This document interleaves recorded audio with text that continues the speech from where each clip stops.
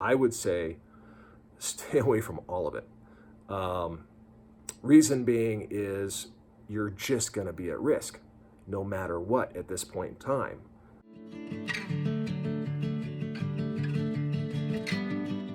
Welcome back. Tom Peterson here. This is my video with regards to can vaping CBD be deadly? In this video, I'm going to cover a number of things with regards to what has been considered a recent epidemic with regards to the deaths and illnesses related to vaping products, whether it be nicotine, THC, and again, we'll get into the conversation about CBD. But I first want to give you an overview about the video in terms of what we're going to cover. So we're going to cover what is this epidemic or so-called epidemic exactly, what really is going on there, what is really truly happening, where is this happening, and why is it happening, as well as who is at risk and what you should do. So if this is going to be a benefit to you, any other content like this, please subscribe to the channel so we can keep stuff like this coming your way, keep you informed and educated and more knowledgeable about CBD as well as these other things. And also, if you like it, give us a thumbs up. If you don't, let us know why. And of course, if this is going to be a benefit to somebody you love, you know, you care about, or somebody who may be at risk, please make sure that you share it with them. So I'm going to get started. So the first thing is, we need to understand really what this so-called epidemic really is. Well, they're classifying it as something called Vaping Associated Pulmonary Injury. And so what's really happening there is people are becoming ill because they're essentially developing a respiratory problem from vaping many things, and we'll get into that a little bit later. But the symptoms, shortness of breath, fever, overall fatigue, actually gastrointestinal issues, coughing, things of that nature. So people are being admitted to emergency rooms, doctor's offices, hospitals, et cetera, with these symptoms, and they're now starting to realize that there's something going on here. And so if you're wondering, and if you don't know, where this is happening, it's happening pretty much across the country. So thus far, there have been 39 states that have reported these cases. The state health departments have reported, now today's September 15th, as of a few days ago, about 500 cases throughout these 39 states. And so that number continues to grow on a daily basis, and it continues to grow more and more as they're starting to realize and understand this epidemic, or so-called epidemic, because again, like anything else that's new, it could have been misdiagnosed as something else or just passed off as something else, not knowing ultimately what caused it to happen to begin with. So why is it happening? This is really the big question. And so it really goes back to a number of things that I'm going to continue to be consistent in my conversations about, and that is the lack of regulation.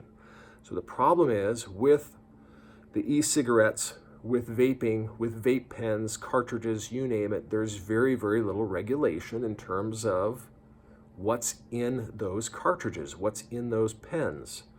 And so that's a huge problem. And it has been, again, not only in the CBD industry, but in the e-cigarette industry.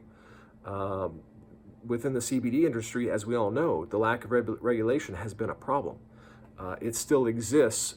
The reality is we don't really know, and if you go to buy a vape pen or a vape cartridge, you don't really know what additives are in that cartridge or that pen above and beyond the actual CBD or THC or nicotine itself.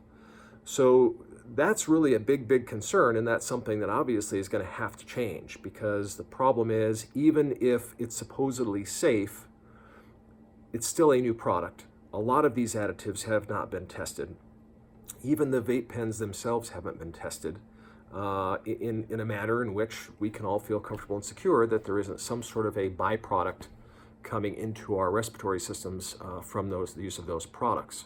So one thing I want to touch on real quick, though, I don't want to bypass this because this is really, really important.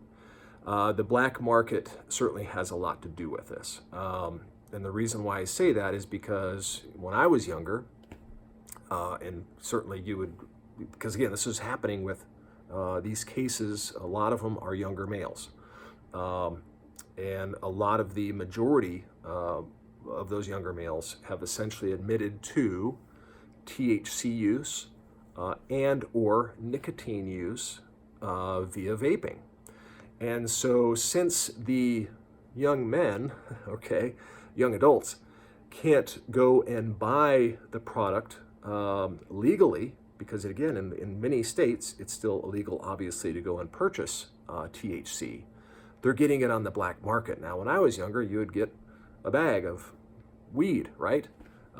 Today, the trend is you get a cartridge, okay? So the trend with young adults now is, doing things the old-fashioned way.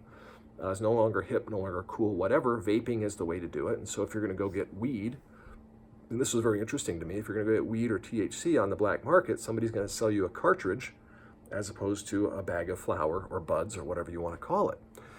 So the biggest problem here is the fact that now the black market has put many, many people at risk because they're using additives that, if gone through the regulatory process via a dispensary, a state-regulated dispensary, those additives may not be approved or accepted to be utilized. But in the black market, obviously, there's zero regulation. So there's something called vitamin E acetate. This is commonly used as an additive in the black market cartridges for vaping devices. And so what you find there is this vitamin E acetate, along with other additives that could be in there, which we really don't, again, know that much about yet, could certainly be the reason for this taking place.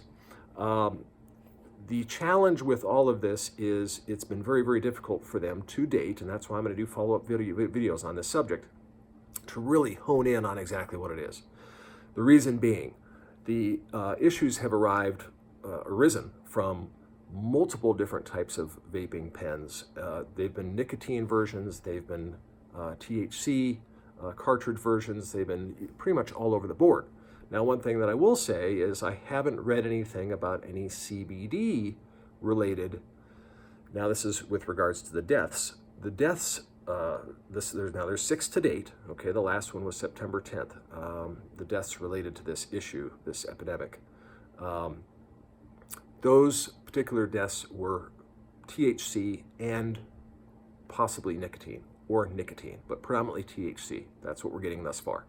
As far as the illnesses go, again, those are reported by and large, the majority being THC cartridges or vaping, but also nicotine as well. So again, we don't really know exactly where to pinpoint. They don't know exactly where to pinpoint it at this point in time, and they don't necessarily know exactly the additive. Again, this vitamin E acetate seems to be commonplace in these instances where people have been either sick or have ultimately died. This seems to be a common component. But again, they're not looking past the vaping pens themselves and the technology utilized. The heating coils, again, very little, I think, regulation on those. They are also concerned about particles released from the heating coils and other things. So there's a lot of investigating going on right now to really try and determine the real true cause of all this. But I will sum it up and say, if you're going to consider, even at this point in time, this stage of the game, buying a vape pen or using a vape cartridge or a vaping device, my advice to you is make sure that you buy it from a licensed state dispensary. Now, that's still a problem because one of the deaths was actually in Oregon, and they found that vape pen or cartridge was from a licensed, state licensed dispensary in Oregon. Now it's recreational there, so it's a little bit different from a medical dispensary. I would say stay away from all of it. Reason being is you're just going to be at risk no matter what at this point in time. There just isn't enough knowledge. There just isn't enough to know at this point in time to make sure, to say what is certainly a safe vaping device. Again, if you were to purchase one in a medical dispensary, a state licensed medical dispensary, that's going to be the lowest risk, in my opinion, given the level of regulation there. But the reality is, my opinion, you're still at risk if you're vaping.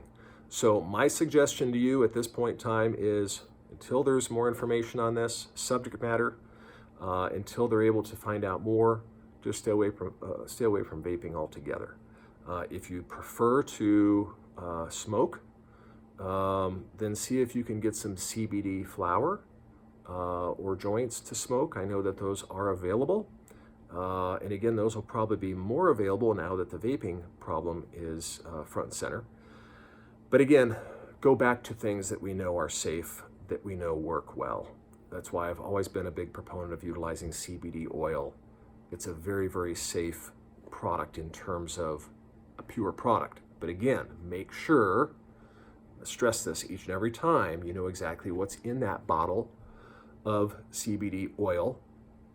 Make sure that it's third-party tested. Make sure that you know exactly what's in there, and make sure that it's from a reputable company, so that, again, you're getting exactly what you should be getting, which is CBD oil and nothing more. So that's, again, my recommendation. Now, other things you can do, certainly you can do edibles, you can do capsules. Again, not a huge fan of those because they're a little inconsistent, and the bioavailability of those products is much lower than it would be with a CBD oil or tincture of some sort. So that's my advice at this point in time. Hopefully this is a little bit more enlightening and eye-opening to you, and hopefully you have a few more facts at this point in time, because again, I know that this is something that's going to go on for a little bit longer in terms of them really being able to understand truly what's happening, but hopefully this gives you a little bit more insight. So thanks for being here. I'll see you soon.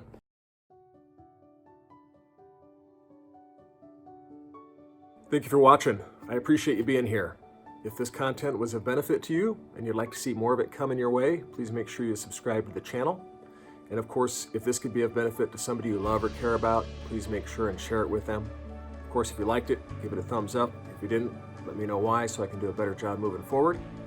And lastly, if you are currently taking CBD or considering taking CBD moving forward, again, I'm not a medical professional, so I'm not here to give any sort of medical advice. I'm only here to give you some guidance and some knowledge. Make sure that you have that conversation with your doctor, your psychiatrist, your medical professional before you start to take CBD, especially if you're taking other medications, so they can help guide you along the way. I wish you the best. Good luck to you. I'll see you soon.